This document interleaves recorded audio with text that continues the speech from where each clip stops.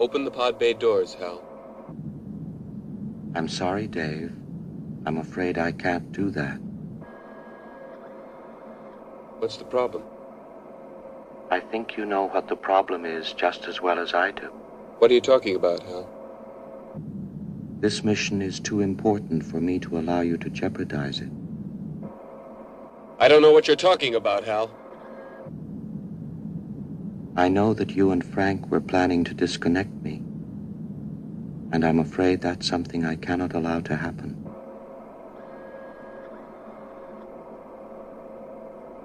Where the hell did you get that idea, Hal? Dave, although you took very thorough precautions in the pod against my hearing you, I could see your lips move.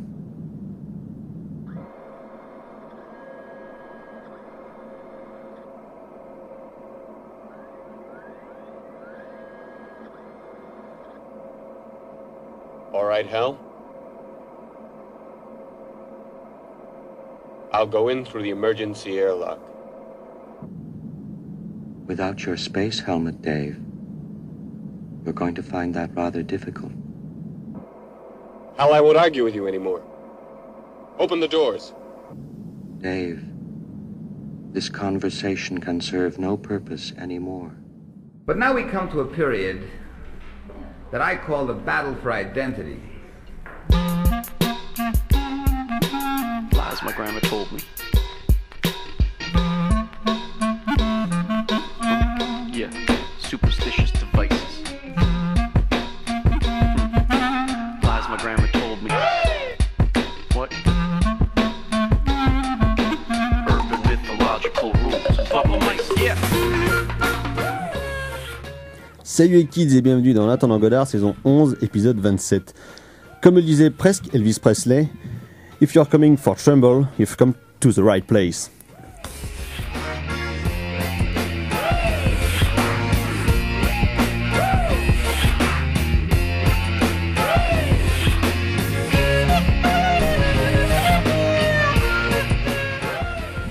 Et oui, vous êtes bien dans L'Intendant Godard, l'émission de cinéma que les autres.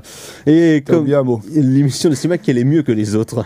Et donc, t'es encore fatigué de samedi soir. Peut-être, nous en parlerons plus tard.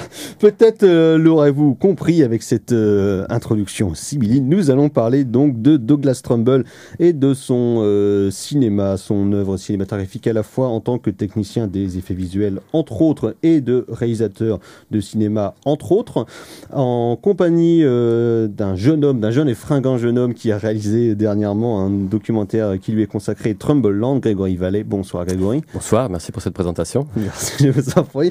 Et donc autour de cette table, évidemment, pour parler de ce joyeux sujet, la fine fleur de la critique rennaise, il y a carrément Fleury. Bonsoir Thibaut. Salut Thomas, salut à tous. Il y a Carla. Bonsoir Carla. Bonsoir Thomas, bonsoir à tous. Le Doc Erwan sera légèrement en retard, hein, c'est une habitude, mais ne vous inquiétez pas, il va arriver dans 2 minutes si j'en crois son message. Mais à la mise en son de cette émission, il y a bien évidemment le meilleur technicien de la planète, il y a Gal. Bonsoir Gal. C'est pas ce que tu disais à l'émission précédente. Bonsoir. Ah, comme quoi tu écoutes. Oui, mais bon, vous savez, parfois, ma langue fourche, c'est l'émotion, la peine de vous avoir perdu, mais finalement, nous sommes, mon cher, très heureux, bien évidemment, de vous retrouver.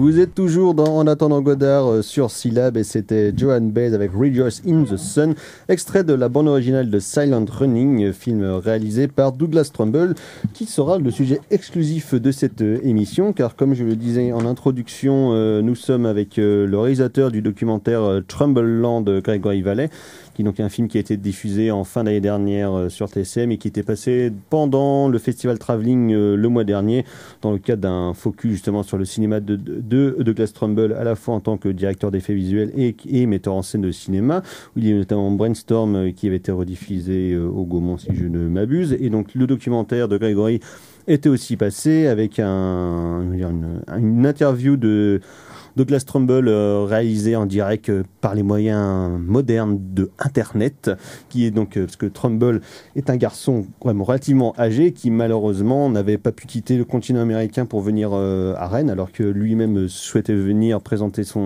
le film que Gregory a réalisé sur lui.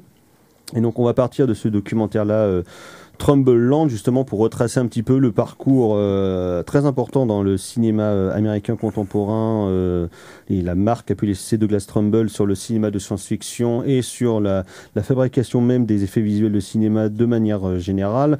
Donc Douglas Trumbull, il est né en 1942, donc il est de la même génération que les Coppola, Lucas, Spielberg et consorts, et qui en 1968 a été engagé par Stanley Kubrick, un réalisateur que vous connaissez peut-être, pour réaliser les séquences d'effets visuels de 2001, l'Odyssée de l'espace. Mais l'intérêt de Trumbull pour le cinéma et les effets visuels de manière générale ne vient pas de nulle part, parce que son père lui-même était assez versé dans la chose, puisqu'il a, si je ne dis pas de bêtises, a travaillé sur Le Magicien d'Oz de Victor Fleming en 1939. Et donc sur 2001, il aura eu une importance très importante à la fois sur la mise en scène du film et sur, on va dire, la représentation visuelle d'une certaine, vision psychédélique entre guillemets de l'espace et ce genre de choses. Je sais pas un peu comment qualifier les effets visuels qu'il avait mis en place et les visions en tout cas qui sont données à voir dans 2001 de l'Odyssée de l'espace. Psychotronique, je pense que c'est psychotronique, bien. voilà, J'aime bien psychotronique. Psychédélique, psychotronique ou psychotronique, ça marche les deux. Et donc, mon cher Grégory, est-ce que tu sais un petit peu comment est-ce que Trumbull en est venu à être engagé par Kubrick, qui était quand même déjà réputé pour être quelqu'un d'extrêmement minutieux, très consciencieux, voire un peu fatigant sur ses tournages, et pourquoi est-ce qu'il avait décidé d'engager un petit jeune assez méconnu comme Trumbull pour 2001? Eh ben, comme tu le disais, le père de Trumbull avait travaillé dans le cinéma, dans les effets spéciaux déjà. Donc Trumbull avait baigné un peu dans ce milieu-là. Et puis, très vite, après des études d'architecture, il a commencé à travailler comme illustrateur pour quelques films, souvent des films un peu institutionnels, notamment pour une société de prod qui s'appelait Graphic Film, et qui faisait beaucoup de films pour la NASA. C'était des commandes de la NASA. Et le but de ces films était de convaincre le Congrès américain, justement, d'envoyer des gens, des Américains, en l'occurrence, dans l'espace et sur la Lune. Et donc, il avait travaillé notamment sur un film qui s'appelait To the Moon and Beyond, un film de 63, qui était un film tourné en cinérama 360, donc diffusé dans un dôme à 360 degrés.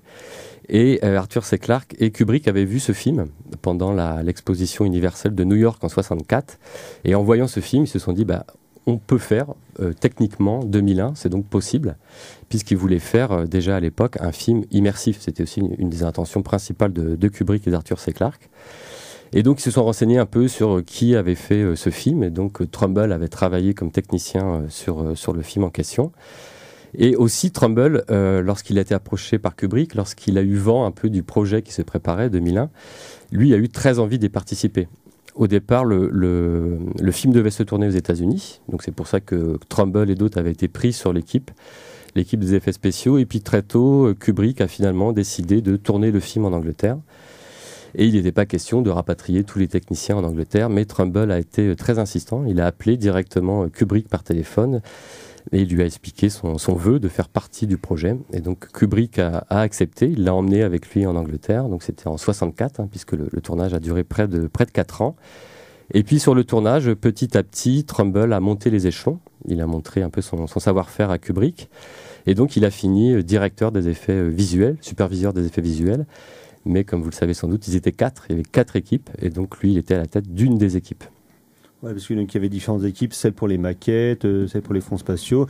Et la séquence qui marque le plus, évidemment, dans 2001, c'est la fin, on va dire, le voyage temporel et psychologique du personnage principal ça, ouais. via le monolithe, et justement toutes ces visions d'une séquence mouse d'une dizaine de minutes, ce qui en plus est quand même assez conséquent en termes de temps, et autant d'effets visuels à la suite et combiné dans un film, je crois pas, en tout cas à l'époque, que ça se faisait beaucoup, que ça se soit beaucoup vu, parce que dans beaucoup de films de SF de l'époque, que ce soit Opération Lune ou bien ce genre de film, c'était quand même souvent limité justement aux effets visuels sur les maquettes. Alors que là, il y a justement beaucoup plus de choses qui sont gérées dans 2001. Ouais, alors, Trumbull lui avait justement commencé sur les maquettes. C'est lui qui a fait les Moonbus dans 2001. C'est lui qui a fait aussi tout le revêtement du sol lunaire lorsqu'ils atterrissent justement sur la Lune.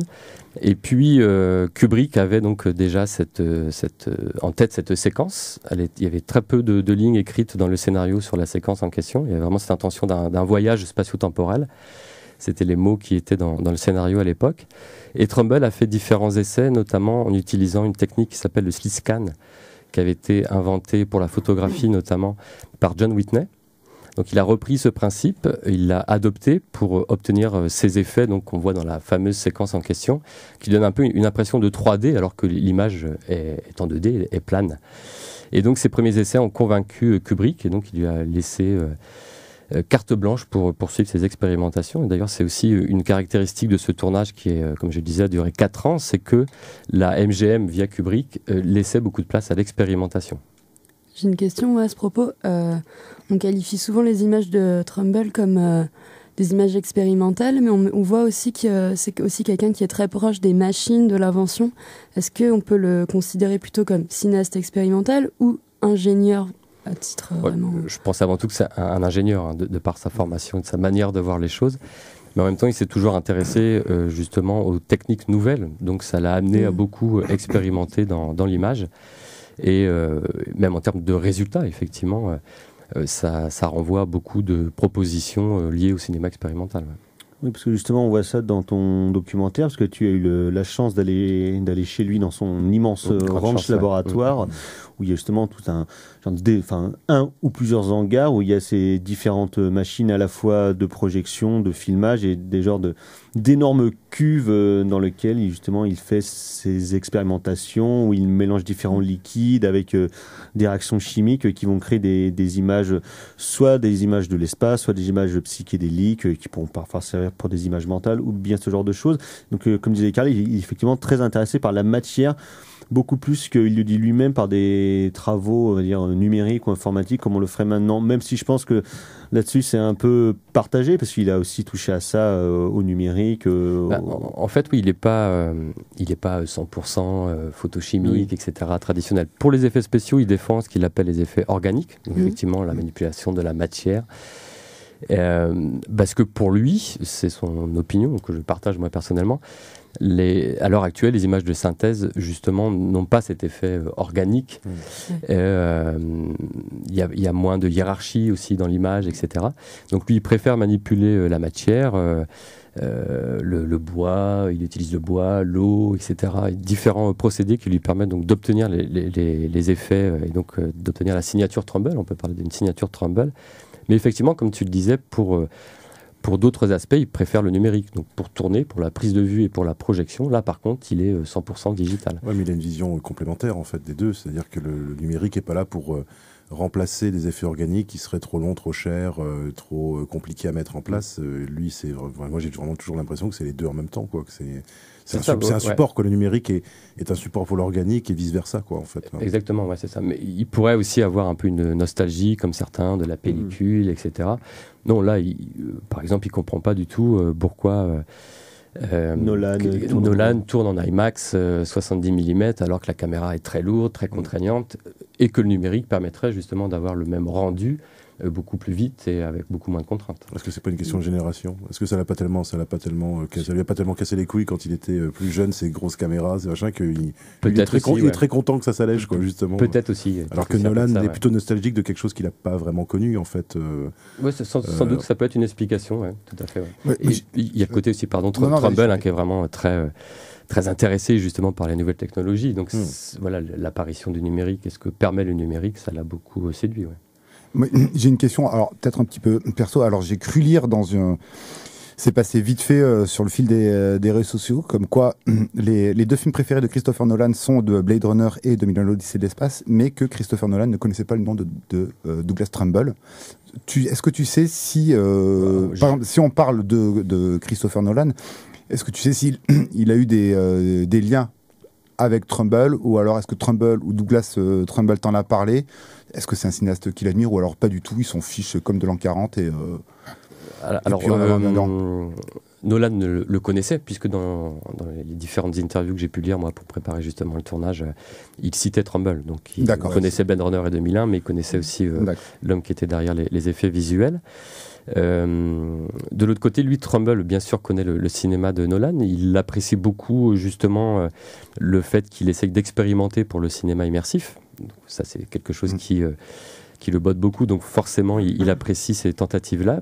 Il a beaucoup aimé notamment certaines scènes, pas l'ensemble du film, mais certaines scènes de Dunkerque. Il a essayé aussi de l'approcher, mais pour essayer quelque part de le convaincre d'utiliser son système que lui avait inventé, le Magi, un système de prise de vue justement numérique pour le cinéma immersif.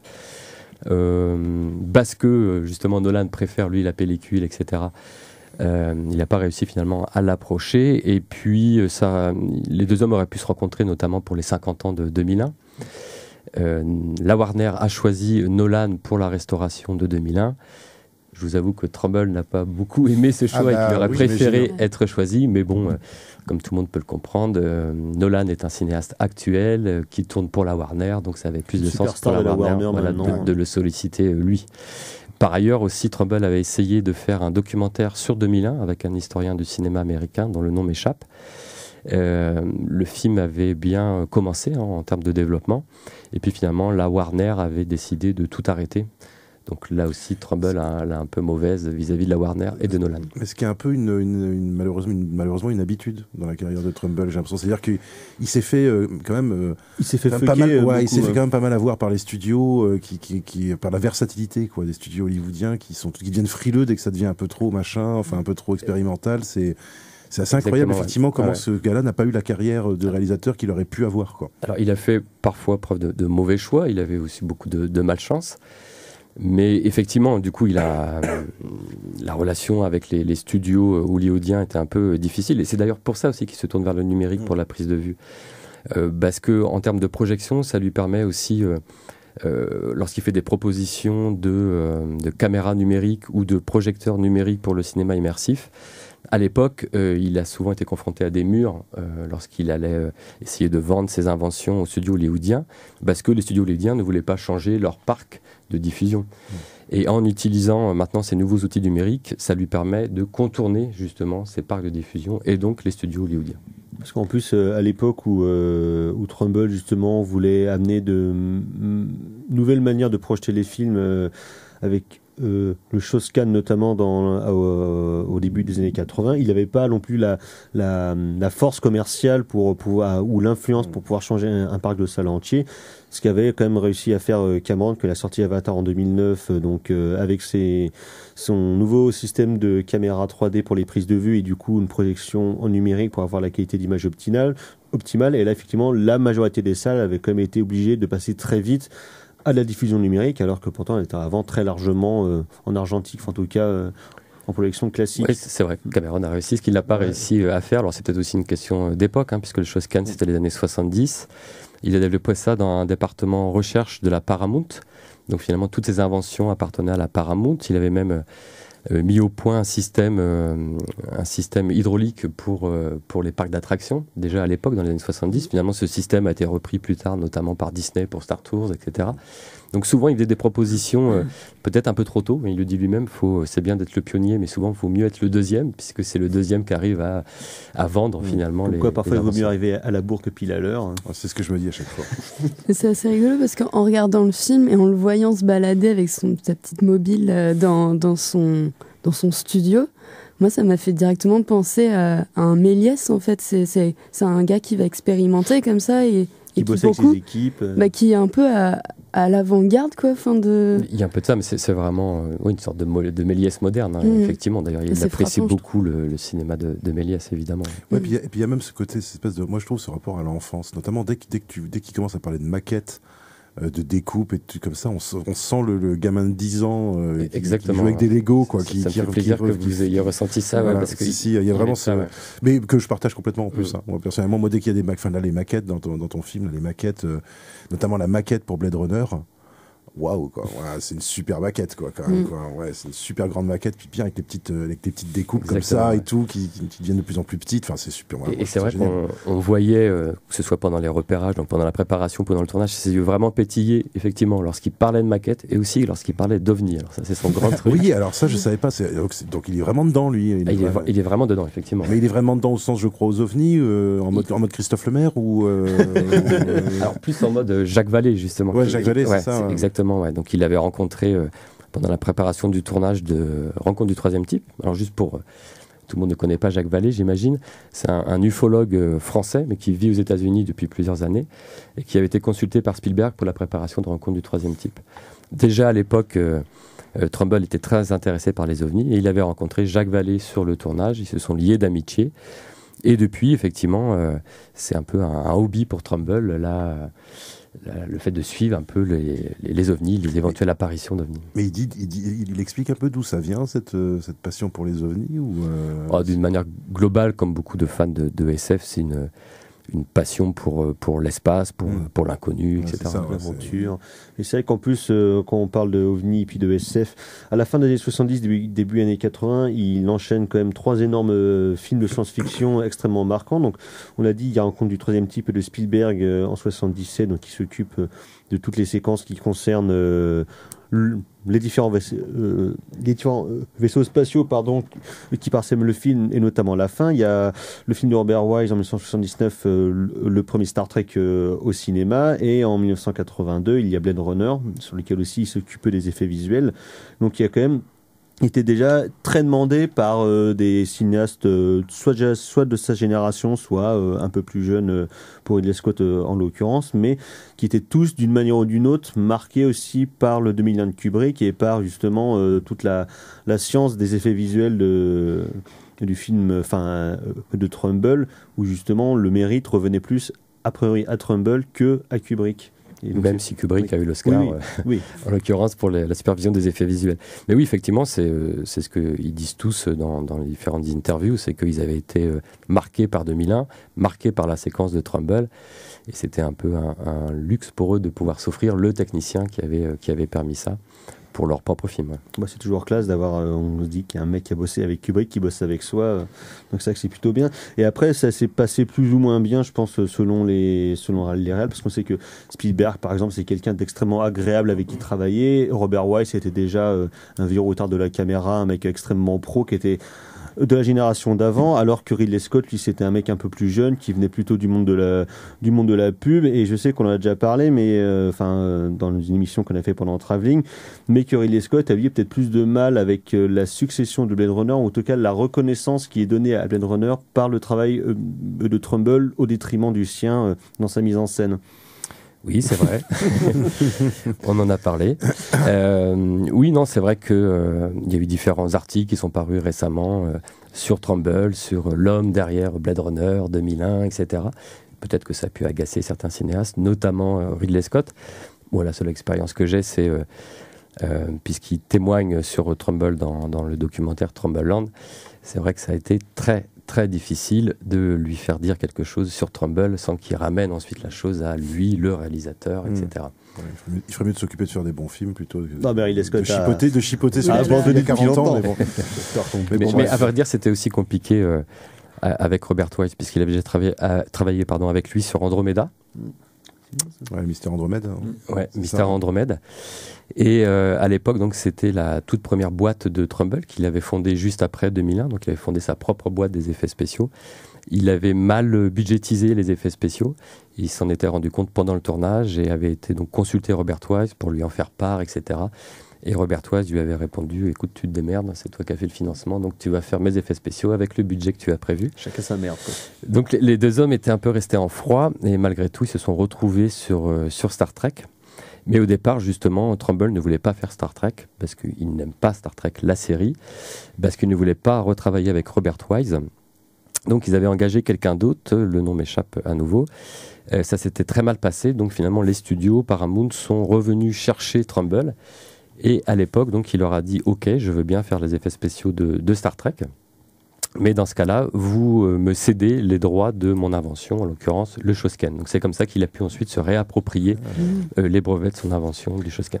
On va revenir, je pense, un petit peu après sur ses inventions, mais quand Star Trek sort en 79, donc c'est quand même dans le sillage de l'énorme succès de cinéma du film de Lucas, Star Wars, où les effets spéciaux sont quand même aussi assez différents, à la fois parce que Star Wars était réalisé par une équipe de petits jeunes, donc ILM notamment avec John Dykstra et puis Denis Muren et puis Phil Tippett, après d'autres qui deviendront des grands noms. Dykstra qui venait de chez Trumbull d'ailleurs. Voilà, et donc qui après deviendront des grands noms des effets spéciaux à Hollywood, et quand même en termes d'effets visuels, il fait des choses assez différentes du film de Lucas, justement, que ce soit dans les projections, dans les visions de l'espace, même dans la vision des vaisseaux spatiaux par rapport à celle d'ILM. C'est-à-dire que même s'il était très au courant de ce que faisaient les petits jeunes qui étaient admiratifs de lui ou qui avaient bossé avec lui sur le film de Lucas, il ne partait pas non plus forcément dans la même direction. Mais j'ai entendu dire que pour Star Wars, George Lucas avait contacté une équipe de jeunes, du coup,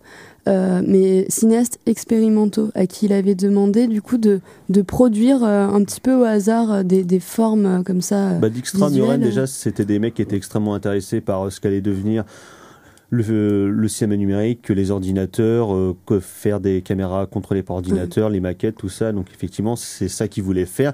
Et le meilleur moyen de le faire, c'était dans le cadre d'un film de science-fiction avec certes un budget très modeste pour le premier Star Wars, mais dans lequel, comme ils avaient une certaine latitude pour expérimenter, même si... C'est aussi justement peut-être la technique qui peut expliquer ça, c'est que ils avaient déjà développé des systèmes de motion control sur 2001. Ensuite, Trumbull a amélioré, lui, son propre système sur Rencontre du troisième type. Et en parallèle, John Dykstra, qui avait appris beaucoup de choses avec Trumbull, puisque au départ, il était dans la société de Trumbull, a développé son propre dispositif de motion control, la Dystraflex, et qui, elle, était beaucoup plus souple et qui permettait des mouvements justement moins rectilignes, on va dire. Et du coup, en termes d'esthétique, c'est vrai que chez Trumbull, on a peut-être une esthétique plus rectiligne, on pourrait dire. Plus fluide, alors qu'effectivement, quand on voit les séquences d'effets spéciaux de la Guerre des Étoiles, notamment de l'espace, et c'était aussi la volonté de Lucas de montrer plus, c'était plus en relation avec les images qu'on pouvait voir de la Seconde Guerre mondiale. Ouais. Un truc beaucoup plus brut, tout à fait, Ouais, moi j'ai le sentiment aussi que Trumbull, moi j'ai toujours le sentiment que c'est plus atmosphérique, mais il y a ça aussi cette histoire de brouillard, cette histoire de vaisseau dans le brouillard, qu'il raconte dans le documentaire.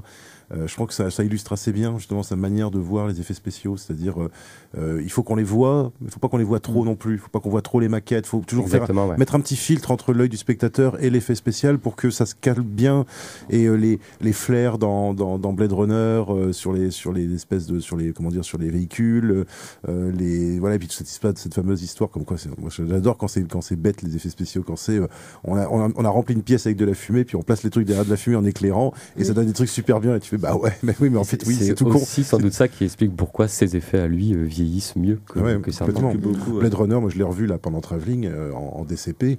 Et je me lasserai jamais, moi, des plans aériens et alors ça, par contre, je savais pas ça. Moi, j'ai appris ça avec le documentaire. Je savais pas que les flammes des espèces de torchères comme ça qu'on voit au début viennent du travail de Trumbull sur Zabriskie Point, quoi. Antonioni Blade Runner. Ouais. Il y a du Antonioni chez Ridley Scott. Rien ne se fait, mon cher, au cinéma, vous le savez. Non, mais c'est toujours intéressant. Ça m'a fait le même effet que, tu vois, que les images de King Kong dans Citizen Kane, quoi. Tu vois. Mais je trouve ça, c'est le côté magicien de Méliès. Et d'ailleurs, je trouve la scène d'introduction du documentaire magnifique, où on le voit doser dans sa cuve, et il dit lui-même c'est de la magie. Enfin, je sais plus exactement ce qu'il dit, mais je trouve que c'est exactement ça, quoi. C'est ça. Ouais, ça résume bien son côté artisanal dont on parlait, puis effectivement le côté un peu magicien à la Méliès. Ouais, et puis ce côté peintre, moi je trouve quand même, parce que moi je trouve que dans toutes ces expérimentations, il y a quand même, pour moi on est vraiment dans de l'art abstrait. Pour moi, je me suis posé la question, est-ce que c'est pas un plasticien en fait? Moi c'est ça. Pour moi c'est un ingénieur, c'est un plasticien, mais je pense que c'est sa formation d'ingénieur qui veut ça aussi, quoi. Alors comme je disais, en fait, il a fait une formation dans une école d'architecture, mais effectivement lui il faisait beaucoup d'illustrations, et notamment sur les premiers films dont je parlais pour Graphic Films, la société de production, c'était beaucoup de fond, justement. D'accord, ok. C'était quoi, sur des peintures mates, sur des choses comme ça, ou sur des fonds peints Alors, sur des fonds peints, il travaillait beaucoup avec l'airbrush. Ah d'accord. Ah oui, c'est vrai qu'il en parle aussi dans le documentaire de l'Airbrush, tout à fait. Du coup, on peut revenir un petit peu sur sa collaboration avortée avec Antonioni sur Zabriskie Point, le sur-chef-d'œuvre donc d'Antonioni, période américaine, où en fait on voit, donc comme disait le doc, on voit un peu de son travail dans Blade Runner, mais en fait c'était Antonioni en fait qui avait appelé Douglas Trumbull pour lui dire viens faire quelque chose avec moi ou... C'était pas lui directement, c'était parce que c'était un film MGM et donc il avait été embauché par la MGM Trumbull. Et puis finalement les propositions qu'il a faites à Antonioni ont été rejetées, donc finalement il n'a pas participé au film. Elles étaient pas mal pourtant, il y a des histoires enfin, dans le documentaire il mentionne des histoires de villes détruites par des tapis de bombes, des visions qui auraient été assez dingues, je pense. J'ai pas trop creusé, mais je crois que c'est aussi une question de budget, simplement, qui ont fait que finalement ça a été refusé. D'accord, ok. On va revenir tout de suite à parler de Douglas Trumbull et notamment de ses différents procédés techniques et de ses réalisations. Mais tout de suite, on écoute une première rencontre.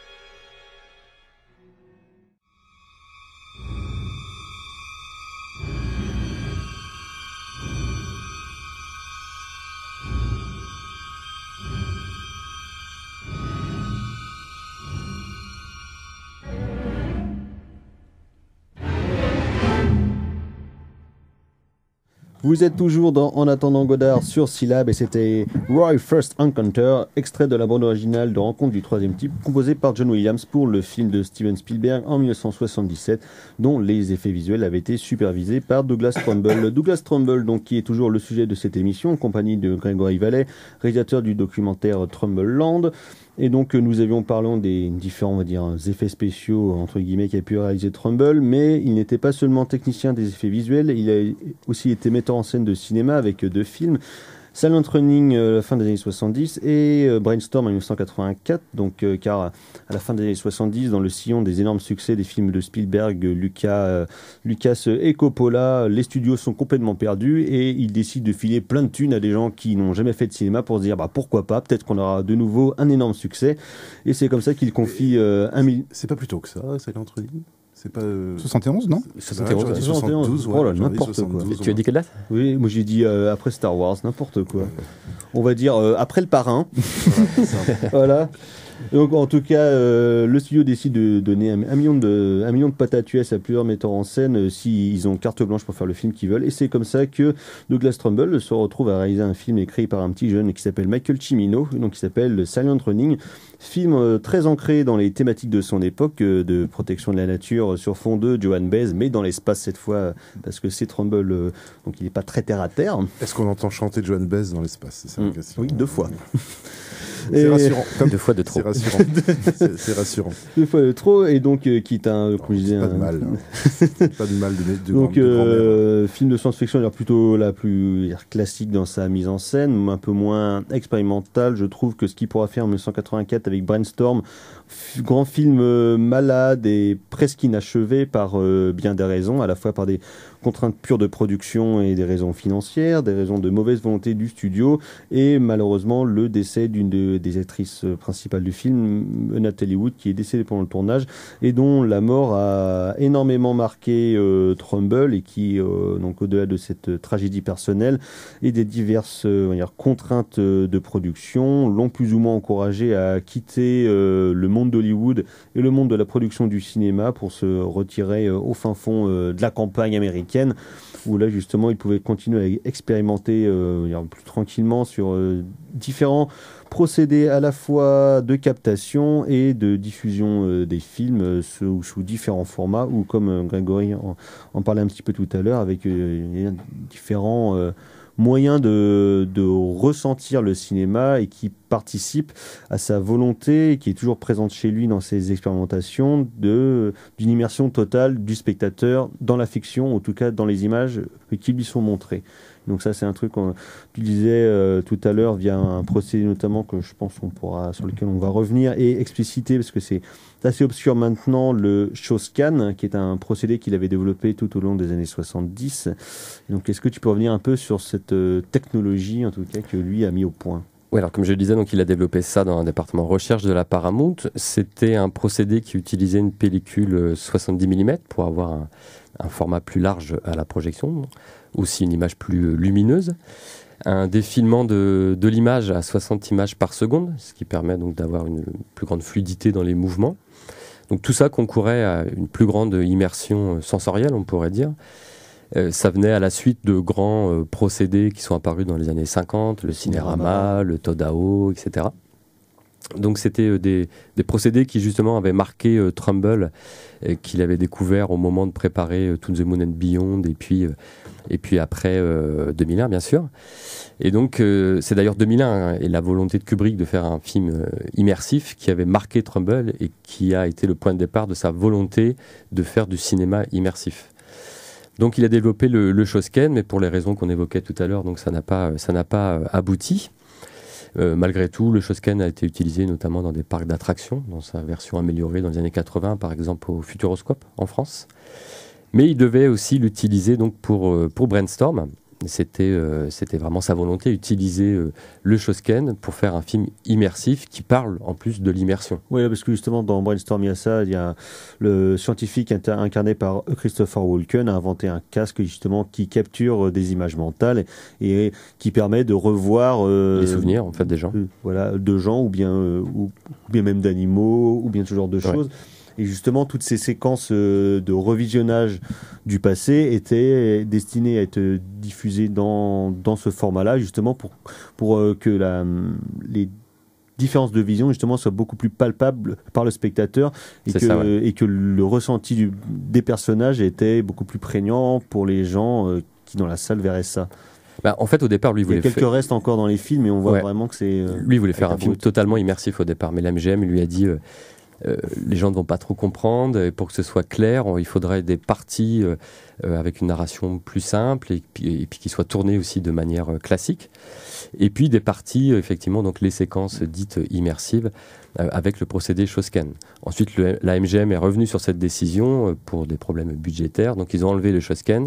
Les séquences ont quand même été tournées en 70 mm, donc il y a toujours ces séquences un petit peu immersives, on va dire. Et donc, il y a des séquences classiques en 35 mm et puis les séquences immersives en 70 mm. Mais ce qui se trouve en plus dans une projection classique se voit beaucoup plus les différences de format et ce qui, pour le coup, fait sortir le spectateur de la finalement, narration. Ça casse l'immersion. Ça casse le rythme. Ouais, tout à fait. Ouais. Comme maintenant dans certains films qui sont parfois pas tournés totalement en IMAX, on voit bien il y a des différences de format durant la projection, notamment les derniers films de Nolan ou les derniers Transformers, où il y a certaines séquences, notamment les séquences d'action qui sont tournées en IMAX, quand le reste est tourné en 35 mm classique, et que ce soit une projection soit en Blu-ray chez nous, soit en salle, on ressent directement les différences de format, parce que parfois, d'un plan sur l'autre, le format change. Et ce qui, du coup, justement, casse l'immersion voulue ou bien le caractère spectaculaire. Vous venez de m'apprendre quelque chose, parce que je me demandais justement comment ça se fait que si c'était moi qui, pendant les films, me disais, mais c'est moi où le format change d'un plan à l'autre. Je dis, mais ils ont pas été foutus d'établir leur truc complet correctement. Enfin, je veux dire... Ça se voit beaucoup dans le Dark Knight Rises de Nolan, notamment. Mais moi, je voulais revenir sur son premier essai en tant que réal, donc Silent Running, et par rapport à sa vision, à sa vision du monde. J'ai l'impression dans ce film que Trumbull en fait fait énormément confiance aux machines, c'est-à-dire qu'il donne aux machines en fait les clés en fait en gros du destin de la nature. Les machines sont également traitées comme des humains, alors que il a une vision, il me semble, assez dépitée en fait de la société américaine et sinistre de la société américaine. Donc il a coécrit le scénar, il me semble, avec Michael Cimino, du moins c'est ce qu'on voit dans le générique. Le nom de Cimino apparaît souvent en gros, mais c'était un des 3 scénaristes, et au départ c'est Trumbull qui avait écrit la trame, et ensuite donc le studio a embauché 3 scénaristes, dont Cimino, pour écrire le script final. Ok, mais du coup, est-ce qu'il a pu évoluer, toi qui le connais personnellement, est-ce qu'il y a vraiment beaucoup de Douglas Trumbull là-dedans, c'est-à-dire dans une vision un petit peu dépitée de la société américaine, parce qu'il parle, le personnage de Bruce Dern dit moi américain, il y a même des tracts où il dit moi en tant qu'américain je dois sauver la forêt, enfin la nature, enfin la planète Terre quoi en gros. Ou est-ce qu'il donc du coup il a cette vision de la société américaine, ou est-ce qu'il a su évoluer un petit peu et mettre un petit peu d'eau dans son vin, on va dire ça comme ça? Je suis pas sûr qu'il ait cette vision-là. Alors oui, il y a beaucoup de Trumbull dans Silent Running, mais oui non, je suis pas sûr qu'il y ait cette vision-là de Trumbull sur la société américaine. D'ailleurs, Bruce Dern est lui-même américain dans le film, donc finalement c'est un Américain qui sauve avec les machines, avec les robots, ce qui peut rester de la nature, enfin qui essaye de sauver ce qui peut rester de la nature. Non, je pense pas qu'il y ait cette vision pessimiste, et non plus je pense pas qu'il y ait cette vision très il y a en partie cette vision pro-machine, on pourrait dire. Mais finalement, moins que dans 2001. D'ailleurs, c'est ce qui serait presque techniciste, en fait. Moins que dans 2001. Justement, c'est ce qu'il dit, c'est qu'il a voulu faire, avec Silent Running, quelque chose de plus poétique, de moins froid. De plus humain, c'est ce qu'il disait, effectivement. Donc, je pense pas qu'il y ait vraiment totalement cette vision-là, non. D'accord. Mais je crois que la vision elle est peut-être plus propre aux années 70, parce qu'on est un peu en mode soleil vert. C'est un film de son contexte, bien entendu. Avec cette espèce de côté et qui est très américain, justement. Puis qui est désabusé par la guerre du Vietnam, bien sûr. Avec la prise de conscience écolo qui arrive au même moment. Enfin, où il y a plein de trucs qui sont en train de se passer, où l'Amérique ne se rêve plus comme. Mais moi, ça m'a. Et puis ça, pour le coup, pays idéal, je pense que ça vient plus de Cimino et des autres que de Trumbull. Voilà. Parce que ça, en fait, ça m'avait marqué où t'as le personnage de Trumbull qui dit, bah voilà, à ses acolytes, vous ne savez pas ce que c'est la bonne nourriture, l'odeur, la forme d'un melon, il est en train de bouffer un melon, l'odeur d'un melon, et en même temps, il fait regardez votre bouffe de merde, en gros, c'est synthétique, et à un moment, il y a un plan avec un gros placement de produit Coca-Cola. Ça m'a fait un petit peu marrer, mais je voulais savoir si personnellement, il était dans cette logique-là, ou alors c'était vraiment lié au contexte de production. Je dirais le plus, en tout cas, peut-être un discours anti-grosse firme. Là peut-être. Et c'est d'ailleurs quelque chose qu'on retrouve aussi dans Brainstorm, puisque ce sont quelque part, oui, c'est l'État, mais les militaires qui essayent de se réapproprier l'invention, le brainstorm, etc. Donc le côté anti-corporatiste, etc., peut-être. Ce qui participe aussi à son côté anti-hollywoodien maintenant. Oui, aussi, le fait qu'il ait voulu s'éloigner de... Après, je pense qu'il c'est pas tellement qu'il est anti-hollywoodien, c'est Hollywood qui l'a expulsé. Et là, c'est vraiment la phrase de Mastroianni dans Une journée particulière. S'il n'avait pas été blacklisté, oui, je pense qu'il serait encore à Hollywood. Un mec trop dangereux, trop cher, trop ambitieux, on comprend pas ce qu'il fait. Voilà, puis il arrive aucune notion des budgets. Voilà, et puis il arrive aussi dans une période où il n'y a plus de grands moguls américains capables de donner du fric à un William Cameron Menzies pour faire comment ça s'appelle La Vie future, je crois.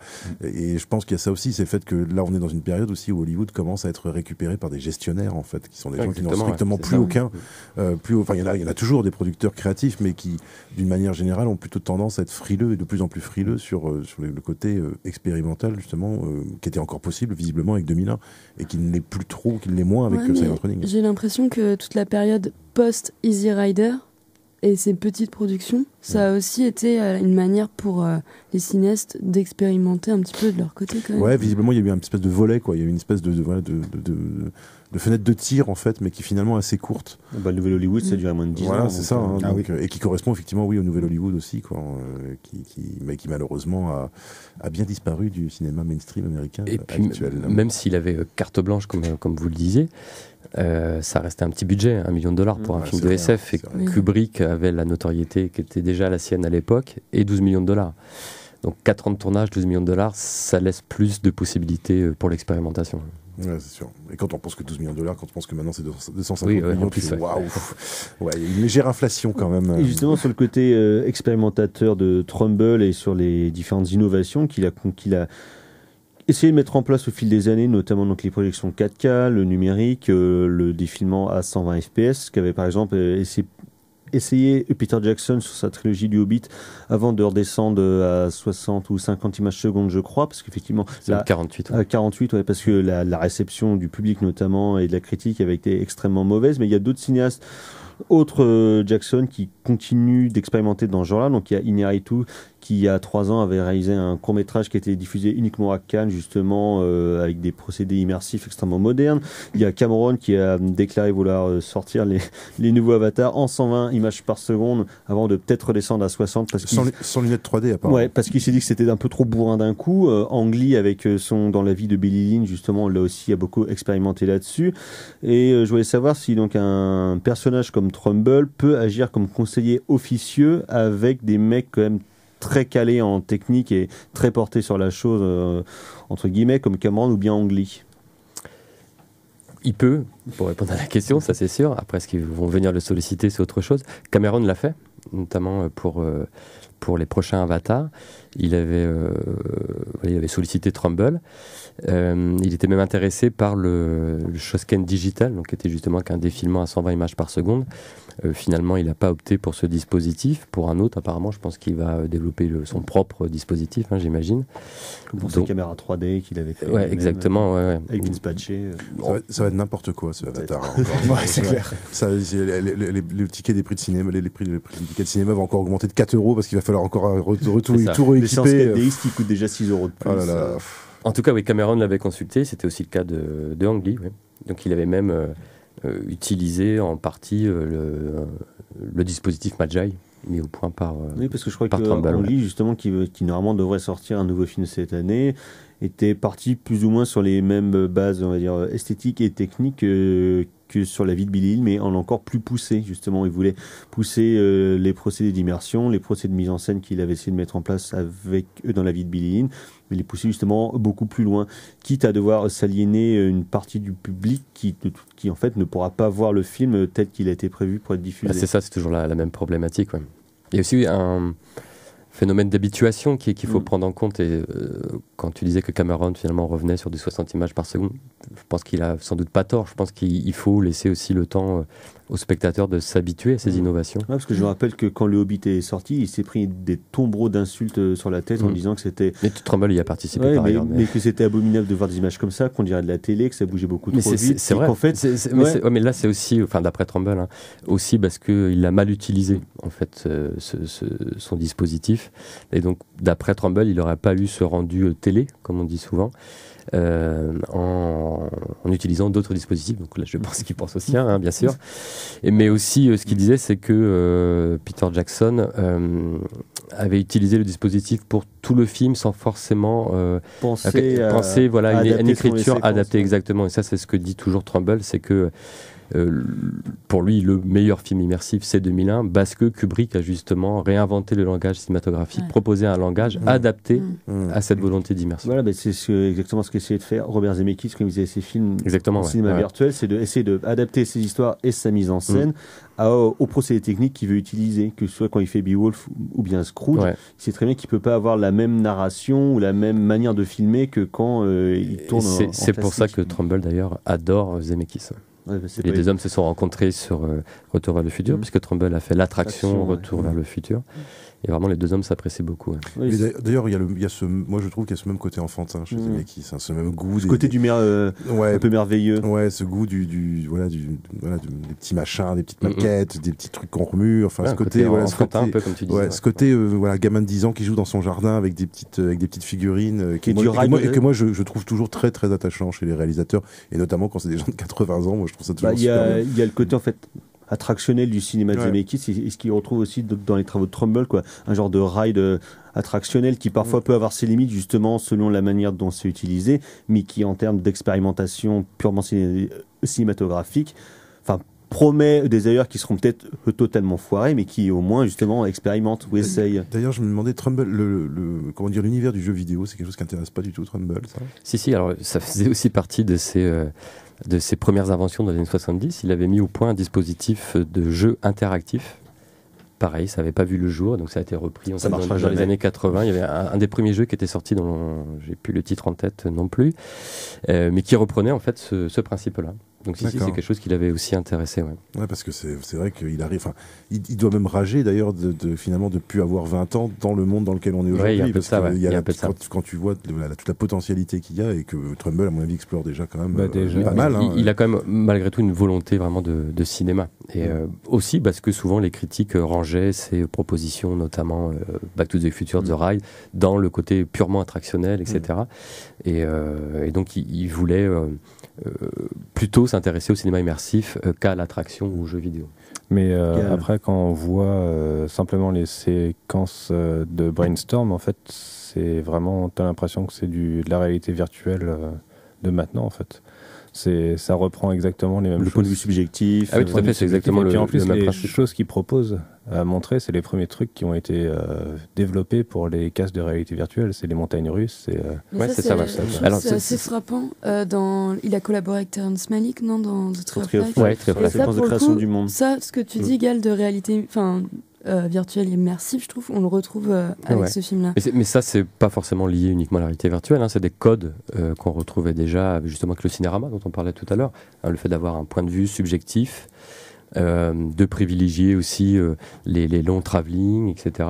Voilà, ce sont des principes de mise en scène liés au cinéma immersif qui ont été repris par la suite par les jeux vidéo ou par les attractions, notamment parce que c'était souvent justement les mêmes personnes, en l'occurrence dont Trumbull, qui travaillait sur ces différents dispositifs. Et donc juste pour finir sur Trumbull, donc le jeune homme est assez âgé mais est néanmoins encore plein d'énergie et il est vert, il continue donc à expérimenter dans ses beaux studios et sa belle salle de projection, qui est quand même pas mal, et il a toujours des projets justement de mise en scène ou pas seulement purement attractionnel mais de cinéma. Ouais, donc il développe actuellement un film qui s'appelle pour l'instant Like Chip, un film de science-fiction. Avec justement, on parlait de cette volonté de revenir à Hollywood, donc c'est quelque chose qu'il exprime d'ailleurs dans le documentaire. Il s'est mis lui-même à l'écart lorsqu'il a été blacklisté. Il est parti dans le Massachusetts, donc très loin de la Californie, très loin d'Hollywood. Il a fondé ses propres studios, etc. Mais il a été sollicité beaucoup de fois pour des attractions, justement, alors qu'il voulait revenir vers le cinéma. Et donc là, depuis quelques années, il essaye d'y revenir. Il a d'abord mis au point un nouveau dispositif immersif, donc j'en parlais tout à l'heure, le Magi. Et il va essayer de tourner ce film avec ce dispositif. Et actuellement, il essaye de vendre ce projet au studio hollywoodien, donc il essaye de revenir à Hollywood. Peut-être, on ne sait jamais. Merci beaucoup Grégory d'avoir accepté notre invitation à parler de Douglas Trumbull. Très très très rapidement, les coups de cœur carrément fleurés. Attends, j'ai quoi moi alors, Punishment Park de Peter Watkins parce que c'est vénère comme il faut. La violence du monstre de Ed Wood parce que Ed Wood c'est très bien. Et en plus, c'est son film, je trouve, le plus abouti formellement. Et puis, Ernest et Célestine, la désobéissance civile, la tolérance et la ZAD pour les petits et pour les grands. C'est mignon comme tout, c'est super. Carla. Moi, c'est How a Mosquito Operates de Winsor McCay. 1912, je crois, donc est toujours aussi efficace. Très bien. Docteur. Alors moi j'ai pas beaucoup d'idées, donc je vais sortir un truc au pif. J'avais pensé à Blade Runner, mais en fait je suis en train de penser au jour où la Terre s'arrêta de Robert Wise, justement comme on en parlait, qui est un des rares films pacifistes de cette période d'invasion extraterrestre des années 50. Moi je vais rester sur Trumbull finalement. Je vous recommander la lecture d'un magazine qui s'appelle Rokirama. Le dernier est consacré à Kubrick. Que reste-t-il de Kubrick, avec une interview de Douglas Trumbull. Et moi très rapidement, ça sera Seven Swords de Choyard que j'ai revu hier soir, c'est formidable. Et puis le match de jeudi dernier à Arsenal parce que j'ai pris quand même beaucoup de plaisir. Et Gal confirme. Mais allez Rennes pour jeudi prochain. Allez Rennes pour jeudi, on va niquer les Anglais. On se retrouve tous la semaine prochaine, prochaine émission, prochaine édition. Ciao, bonsoir. Salut. Ciao. Au revoir.